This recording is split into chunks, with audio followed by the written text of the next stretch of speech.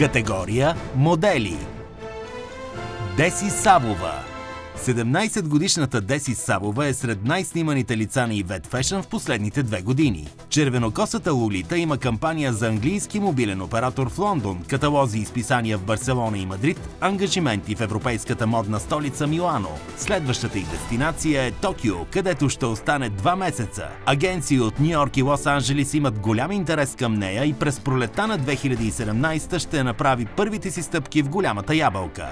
Кристияна Петличка. Бившата волейболна състезателка с класическата си красота и завидна височина завладя вниманието на модния бранш с лекота. Само за 1 година Кристияна се превърна в едно от търсените лица в България, а в момента е сред най-успешните български модели в Милано. Изгряващата звезда на Ивет Фешън направи първите си ангажименти в Париж и Хамбург, а следващите й работни дестинации предстои да бъдат Барселона и Лос-Анджелис. Марина Войкова.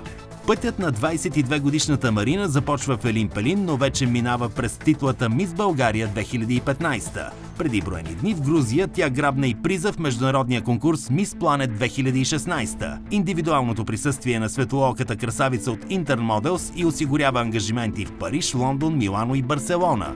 Снимала е за Maybelline, има кампания на Франт, корици и модни сесии в много български списания, а в момента е последна година студентка по българска филология в Софийския университет.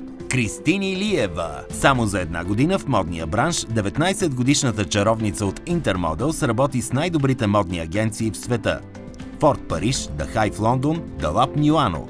В бука й откриваме кампании на Кучио и Юнона. Тя е лицето на есенно-зимната колекция на един от новите брандове на Errors of Youth.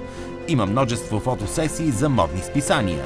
През следващата година и предстои пътуване до Австралия, където ще остане за 2 месеца с Chic Management. Християна Димитрова. Макар и само на 22 години, Християна има значителен стаж в модния бизнес и портфолио, на което биха завидели и много по-опитни нейни колежки. Дългокраката красавица, висока 176 см, е сред разпознаваемите модели на агенции Ивет Фешън и е огрявала кориците на повечето престижни български списания. Тя е с сериозна кариера на модел и в чужбина, с работни ангажименти в Милано и Токио.